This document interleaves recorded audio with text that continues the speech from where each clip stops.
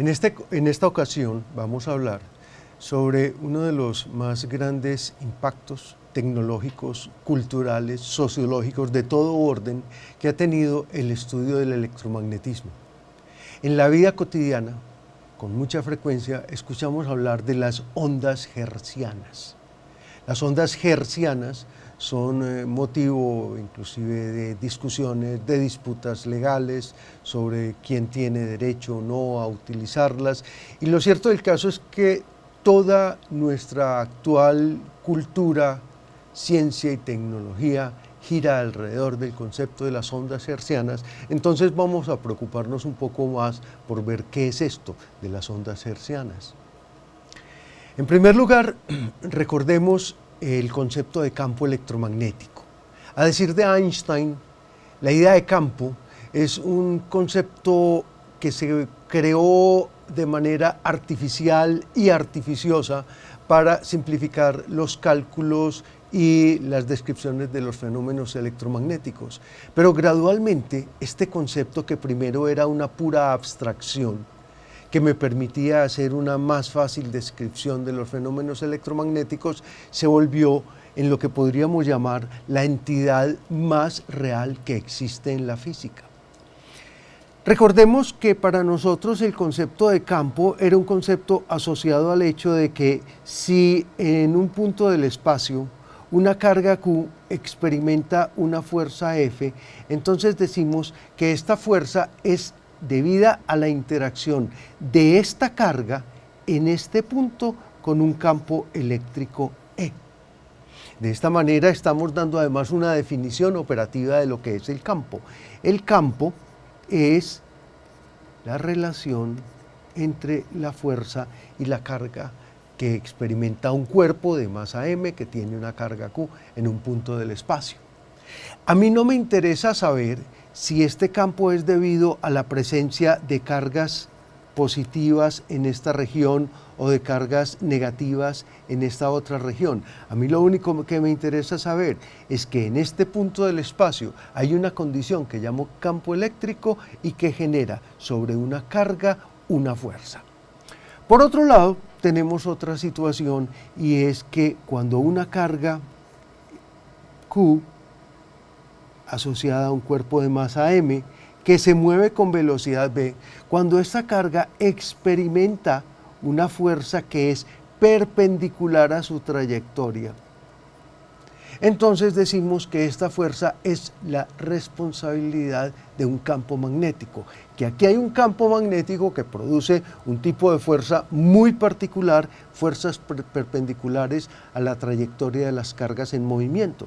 Es clave el hecho de que la carga debe estar en movimiento. Como siempre lo hemos mostrado inclusive en experiencias anteriores, el magnetismo es una cuestión de movimiento. Entonces, una carga en movimiento de carga Q y masa m y velocidad v experimenta una fuerza F proporcional al campo magnético que hay en este lugar perpendicular a esa carga y al seno del ángulo entre la velocidad y el campo magnético que actúa sobre esa carga. En este caso, el campo magnético podría ser un campo perpendicular al plano del tablero para producir una trayectoria circular, y el seno de 90 sería 0. Finalmente, estas interacciones electromagnéticas las condensamos en una expresión que se llama la fuerza de Lorentz. Una carga puede experimentar fuerzas eléctricas y fuerzas magnéticas, y la suma total de estas fuerzas electromagnéticas es lo que llamamos la fuerza de Lorentz. Decía anteriormente que el campo magnético es cuestión de movimiento. Es el movimiento de cargas, como nos mostró Ørsted, el que produce los campos magnéticos. Y entonces esto inspiró a Faraday para pensar si el movimiento de cargas que es lo que llamamos corrientes eléctricas, genera los campos magnéticos. Entonces, pensemos si los campos magnéticos pueden producir a su vez corrientes eléctricas. Y efectivamente, lo que nos muestra el experimento de Faraday es que la variación de un campo magnético induce la variación de un campo eléctrico. Si además suponemos que esta variación ocurre en el tiempo, entonces decimos las variaciones en el tiempo de un campo magnético inducen campos eléctricos, pero a su vez las variaciones en el tiempo de un campo eléctrico también producen variaciones en el tiempo de un campo magnético. Este fue el de arriba, es el aporte del señor Faraday, y este es el aporte más original que hizo el señor James Clerk Maxwell. Entonces tenemos aquí una correlación. Las variaciones de campos magnéticos producen variaciones de campos eléctricos, las variaciones de campos eléctricos producen variaciones de campos magnéticos. Y aquí ya ni siquiera me estoy preocupando mucho de qué produjo el campo en sí. Todas estas consideraciones en torno a la estrecha relación que existe entre la electricidad y el magnetismo se fueron conociendo y se fueron perfeccionando en los modelos descriptivos a lo largo del tiempo, hasta que hacia el año de 1864 James Clerk Maxwell, a quien ya he mencionado acá, recogió en un solo cuerpo teórico las características del campo electromagnético. Les voy a contar un chiste de físicos. Los chistes explicados no producen mucha gracia, entonces no espero carcajadas al respecto, pero este es un chiste que se hace en torno al trabajo de Maxwell.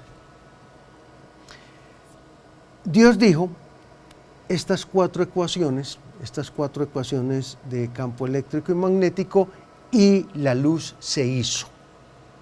Este chiste, que como ya digo, explicado no tiene mucha gracia, en realidad no tiene gracia, pero tiene mucha ciencia.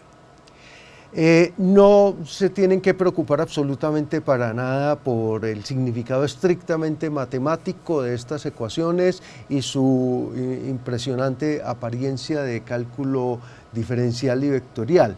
Lo cierto del caso es que yo puedo conocer exhaustivamente un campo cuando sé dos cosas. Primero, qué lo produce, y segundo, cómo varía en el espacio y en el tiempo. Entonces, entendamos estas ecuaciones como una descripción de aquello que produce los campos y aquello que relaciona sus variaciones en el espacio y el tiempo. Miremos estas dos primeras ecuaciones que se refieren a las fuentes de los campos eléctricos y magnéticos. En estas dos primeras ecuaciones lo que tenemos que entender es lo siguiente: el campo eléctrico es debido a la presencia de cargas eléctricas, donde esta letra ρ significa la densidad de carga eléctrica. Entonces, cuando yo quiero calcular la magnitud de un campo eléctrico en un punto del espacio, yo simplemente lo que hago es examinar cuál es la distribución de carga eléctrica alrededor de ese punto, y eso es lo que me dice esta primera ecuación. Hay una fuente del campo eléctrico estático que son las cargas eléctricas. La segunda ecuación lo que dice simple y sencillamente es: no hay fuentes estáticas de campo magnético, no hay cargas magnéticas. Mientras que la primera ecuación me dice hay una entidad que se llama la carga eléctrica, que es una nueva magnitud física que tenemos que incluir dentro de nuestra corta lista de magnitudes fundamentales. La carga eléctrica, junto con el espacio, el tiempo y la masa, son las magnitudes fundamentales con las que vamos a describir todos los fenómenos físicos hasta el electromagnetismo. Y entonces esta primera ecuación nos dice, hay una fuente del campo eléctrico que es la carga eléctrica, pero no hay una fuente de campos magnéticos estáticos. Eso es lo que dice esa ecuación. Y además lo representa de una manera gráfica muy interesante, en tanto en que los campos eléctricos que salen de cargas estáticas son líneas abiertas, las líneas de campo magnético son siempre líneas cerradas. Estas líneas cerradas se asocian con la idea de que no hay fuentes de campo magnético. Vamos a la tercera ecuación. Estas ecuaciones nos dicen cómo al variar un campo en el tiempo produce una variación del campo en el espacio. Entonces esta ecuación, la tercera ecuación es la ley de inducción de Faraday. Esta tercera ecuación nos dice, la variación en el tiempo de un campo magnético induce un campo eléctrico que varía en el espacio. Entonces, esta ecuación hace alusión a la variación en el espacio del campo eléctrico y esto a la variación en el tiempo del campo magnético. Y hay esta otra ecuación que también nos dice cómo se genera un campo magnético. Y el campo magnético se puede generar bien por corrientes eléctricas. Esto era lo que nos había dicho el señor Ampère. Después de estudiar los trabajos de Ørsted y Rowland, Ampère estableció unas ecuaciones que definen la estructura o la formación de campos magnéticos debidos a corrientes eléctricas. Esta J que aparece aquí en realidad es una densidad de corriente eléctrica. Y aparece este otro término que es el término propiamente debido a Maxwell, por lo cual esta ecuación se llama la ecuación de Ampère-Maxwell, y leámosla así. La variación en el tiempo de un campo eléctrico produce campos magnéticos que varían en el espacio. La presencia de corrientes eléctricas produce campos magnéticos que varían en el espacio. Se podrían producir campos magnéticos sin corrientes eléctricas y se podrían producir campos magnéticos sin variación de campos eléctricos. Esta es la gran conclusión a la que llega Maxwell. Ahora miremoslo desde el punto de vista puramente de la estructura de estas ecuaciones. Tenemos 4 ecuaciones acopladas donde hay 2 incógnitas fundamentales. Estas incógnitas son el campo eléctrico y el campo magnético y sabemos que están estrechamente relacionadas. Y entonces, cuando Maxwell empezó a estudiar las posibles soluciones de esta ecuación, hizo un descubrimiento extraordinario. Descubrió la luz.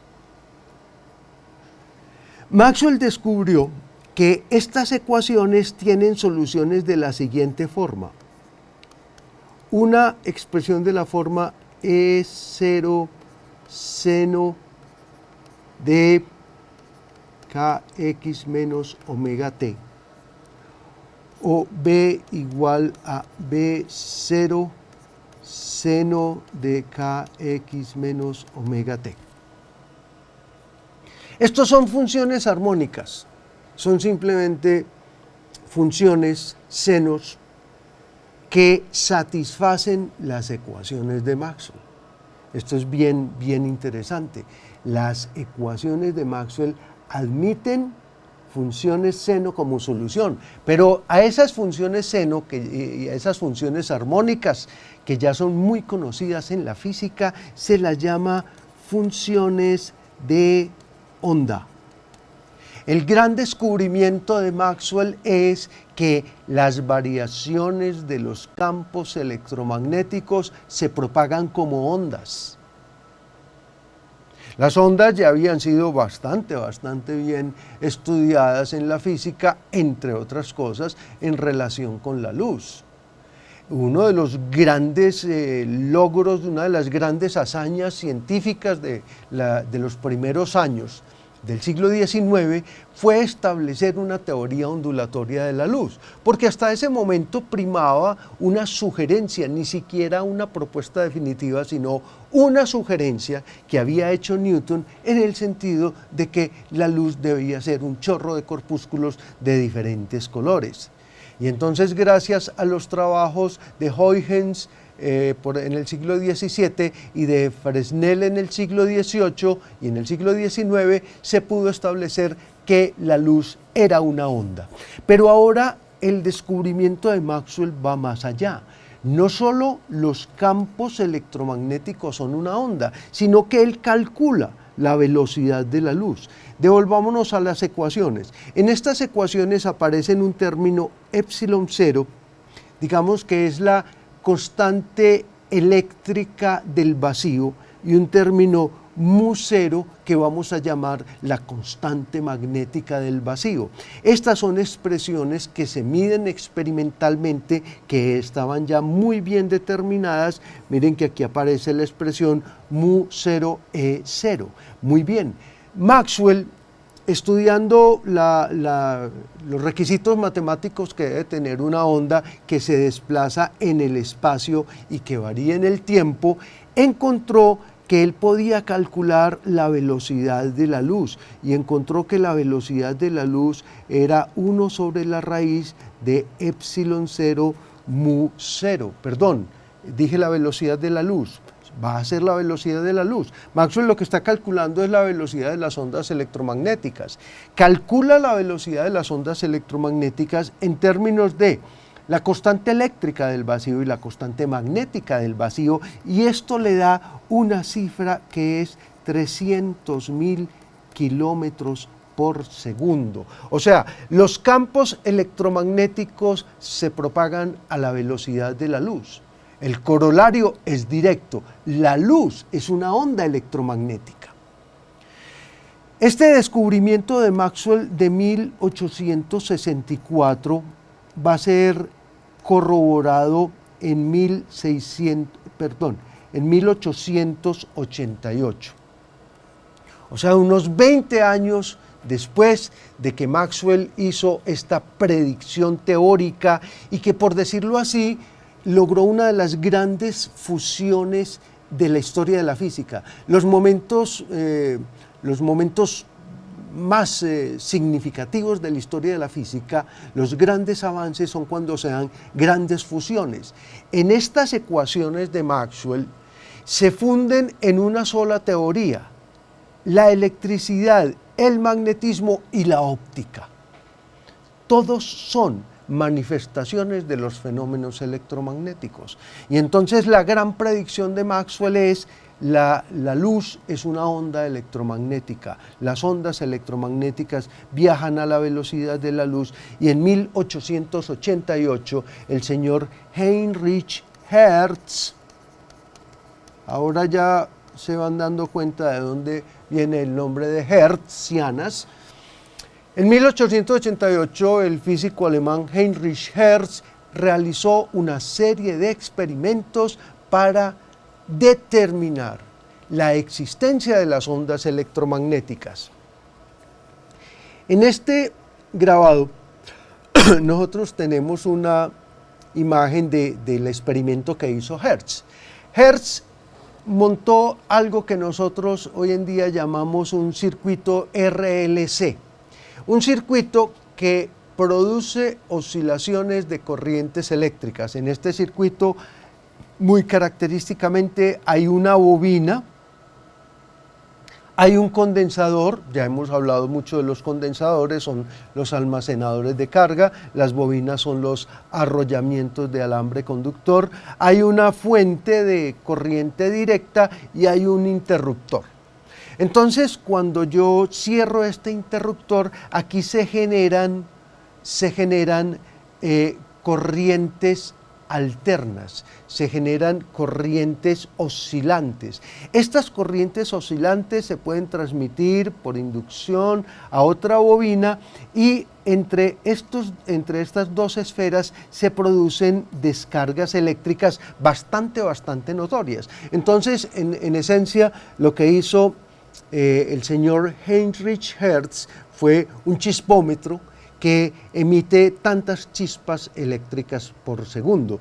Y entonces él se construyó además, bueno, por una parte, un detector de chispas, que es una bobina que no está cerrada, sino que está rematada por un par de esferas, entre las cuales, en condiciones adecuadas, también se puede producir una descarga eléctrica. Entonces el señor Hertz lo que tiene acá es un detector de ondas electromagnéticas. Él montó esto en su laboratorio, puso placas de aluminio para generar lo que llamamos ondas estacionarias, es decir, poner a rebotar ondas entre un par de superficies reflectoras. Entonces se generan unos puntos de gran intensidad que se llaman los antinodos, y entonces él iba buscando esos antinodos con este detector de ondas electromagnéticas, y efectivamente encontró las ondas que estaba buscando, ondas con una longitud del orden de fracciones de metro.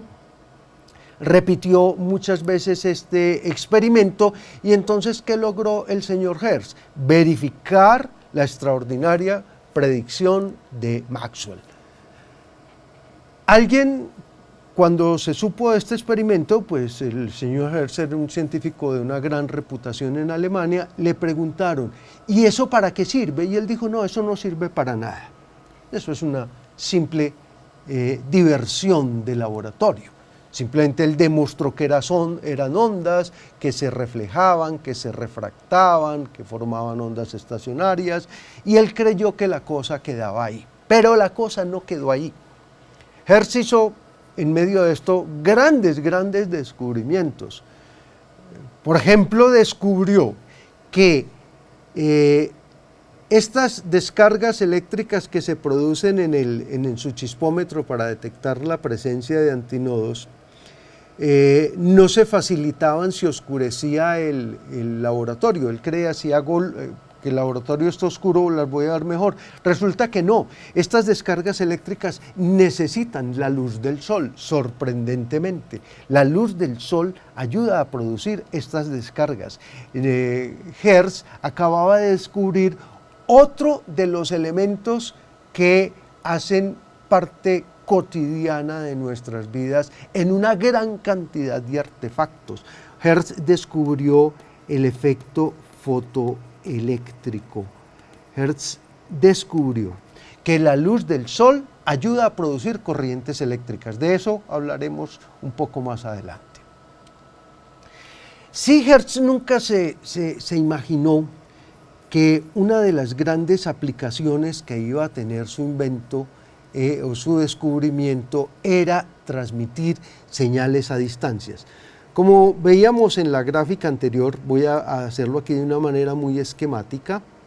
Yo tengo una fuente de corriente, tengo una bobina, tengo un condensador, insisto en que esto es algo demasiado esquemático, y entonces cuando yo cierro un interruptor, aquí se va a producir una corriente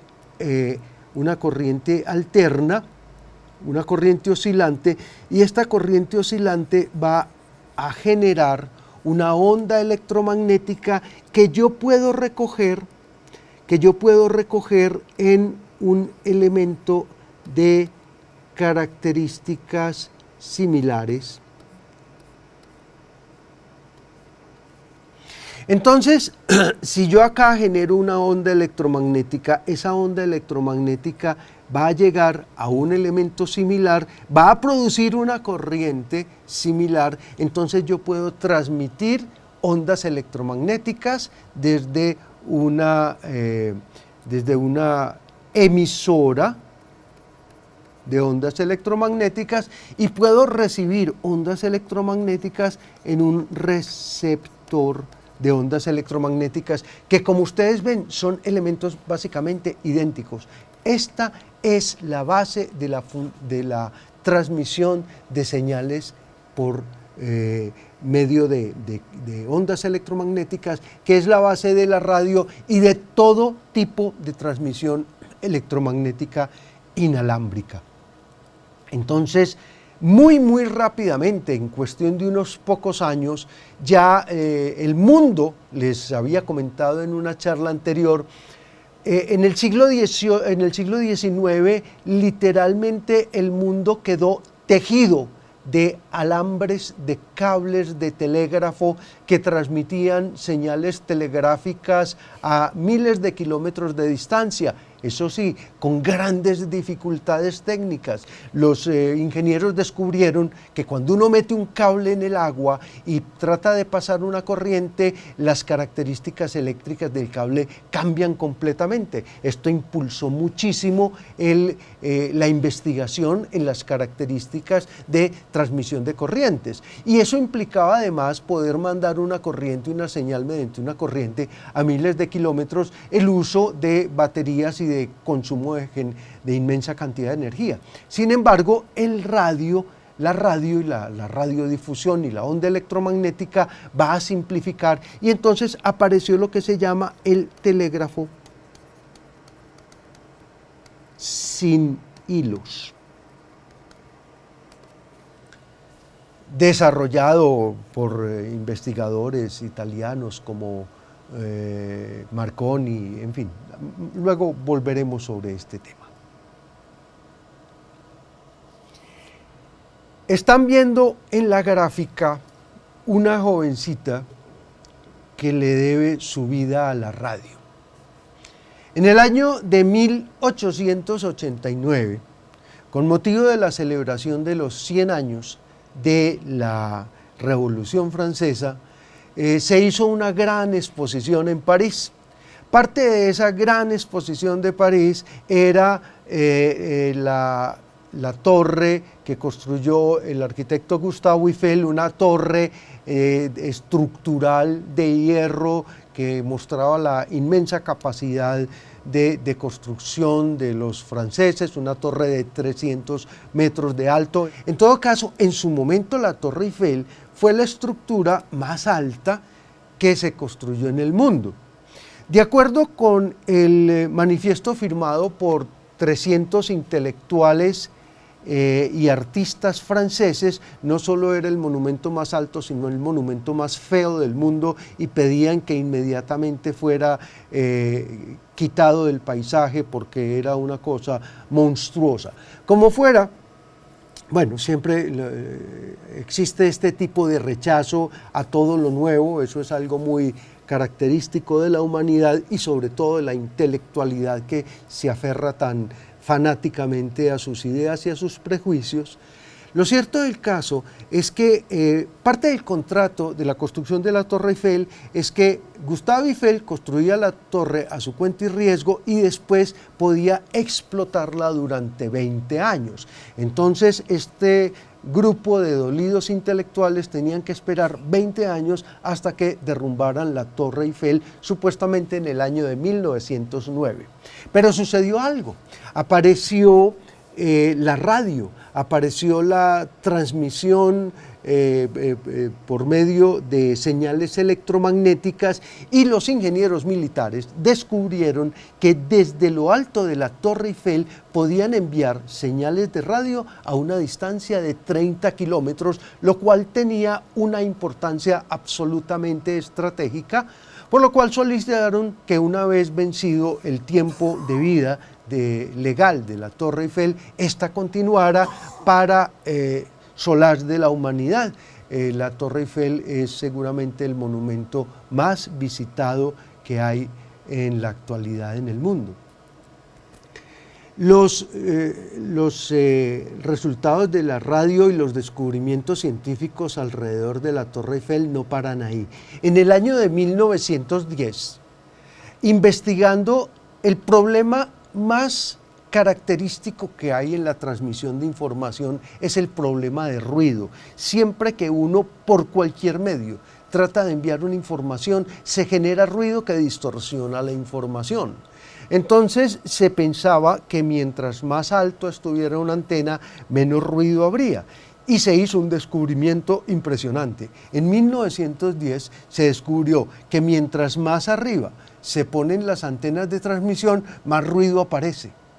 Pero es que ese ruido tiene una procedencia cósmica. En 1910 se descubrió la radiación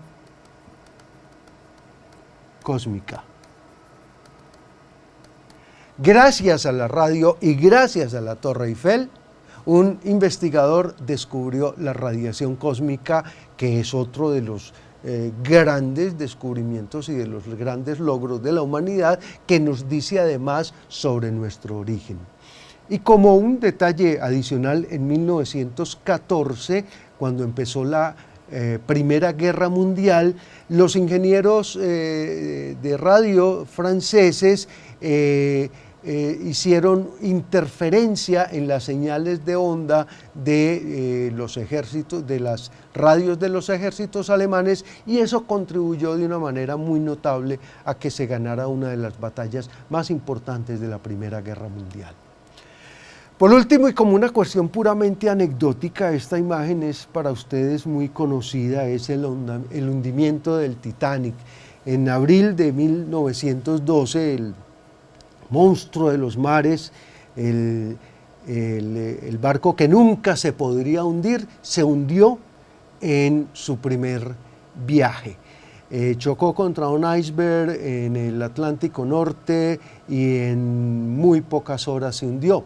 Pues el desastre del Titanic, en el cual murieron muchas miles de personas, entre otras cosas porque como se suponía que eso no se podía hundir, tenía muy pocos botes salvavidas. Lo cierto del caso es que muchos se pudieron salvar gracias a que el Titanic tenía una gran innovación tecnológica, tenía un aparato de telegrafía sin hilos con el cual pudo dar cuenta de su situación y de su posición, y muy pronto recibió ayuda por parte de un barco que estaba en las inmediaciones. Continuaremos.